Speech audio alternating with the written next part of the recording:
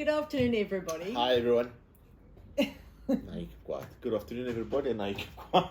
Anyways, Georgia always starts it off, so I thought, I'll start with this time.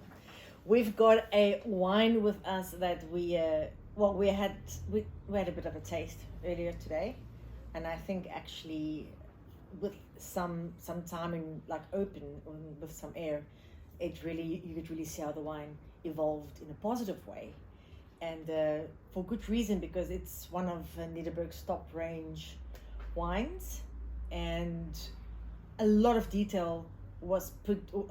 focus was put into creating this Cabernet, and they've been on a very good trajectory when it comes to Cabernet. This wine received 5 stars in platinum. It's numerous awards, and specifically the private bin. 2 centuries. 2 centuries is made in small quantities when they really want to euro the cultivar or this specific wine. Okay, well, I would like you as a sommelier. Well, thank you. You pretty much to come on board. Everything. And why? Well, now that I'm busy talking, I can just carry on. Finish it up. We have to highlight Nederburg for different reasons. Firstly, for their ingenuity, creating wines across different ranges and just really excelling in all of them. But now that South Africans can, we hope it will stay the same, visit wineries freely this summer season. Nederburg have so much to offer. They've got these vast lawns that, they just shout and begs for a picnic. They've got the restaurant and the porch where you can sit and just really take in this lush environment that is Paarl. And even though it's such a warm area, I mean, you just have the sense of coolness because of all these massive trees and history, and such a beautiful place to be. And I'm very excited to visit them over the season period. And yeah, it's definitely on my top list. I don't know what else to say, Bella. No, we have to talk about the wine. Well, yeah. I mean, what I would like to say, thank you, is the fact that the perception is that Nederburg produces entry level is incorrect, but not everyday fun drinking wines. But then they come up with the private bin 2 centuries, which is right at the top end of their portfolio, hovering just under 500 rand a bottle. Yeah. That's no ordinary wine. I mean, if you look at the bottling, the packaging, which is amazing new packaging. I like the bottle. 100% Cabernet 2017 vintage, limited, like you said. I think it's something like 3,200 bottles, if I'm not mistaken. Hand-picked grapes. The grapes went into 31 months into a selection of new barrels, and then at the end, with very careful tasting, they picked the right combination and they put that into one barrel. So this wine, we tasted it 100% right. I mean, it's 5-year-old wine, and it's drinking exceptionally now.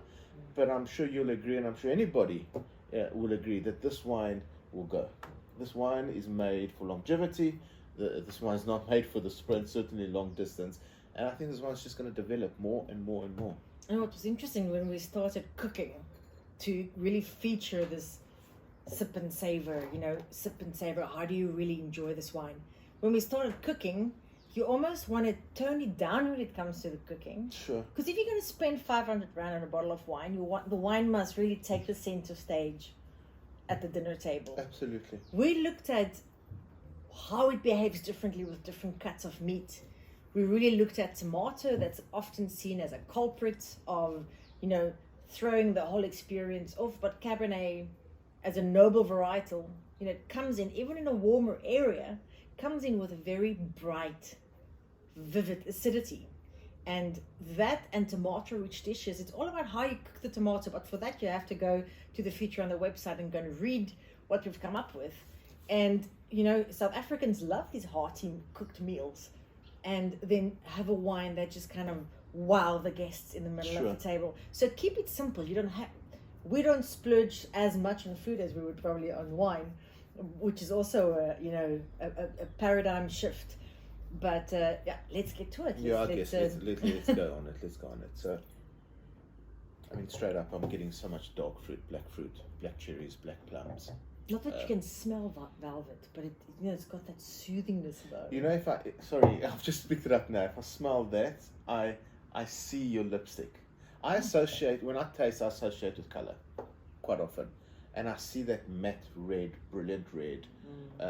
There's a brilliance about the wine. Is there not? I mean, on the nose and on the color for that matter. Because Cap, you would think it's quite a dense wine, but there is a lifted quality about it. Sure. So I'm picking up quite a bit of cedarwood, Sam. I don't know if you're going to agree or disagree with me. And then I don't know how to interpret this, and it doesn't happen very often. But almost when you make a flame, a fire, using oak, have you ever smelt that? When a fire's been made and they burn oak wood, obviously, I'm picking that up on the nose, which is quite interesting. It's almost when you also polish an oak table. It's got that almost going that lavender polish. Almost going that direction. But yeah, I don't know if that makes any sense. But you say oak. I would probably, for me, I get more of a I get that cassis, that fruit, but I get more of a graphite-y slate. Almost a gunflint. Yes. That's right, the gunflint, yeah. But nothing green. Yeah. Nothing strange, nothing uncomfortable about it. There's a density, but it's really alluring. Sure. You need to taste now, Bella, yeah.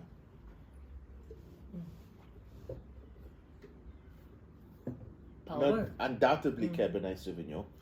And power, yeah, absolutely. I mean, and proper big tannin, but not, again, the couple of years in bottle made it just marry with the fruit and the acidity. Exactly what I and said. The fruit tannins and the oak tannins. This wine is at its, it's probably drinking now perfectly for what the winemaker intended it to be, because it's just, everything is now married. I'd hold back on a couple of bottles, that's for sure. Sure, no. Nederburg, congratulations. The whole team, well done on this superb wine.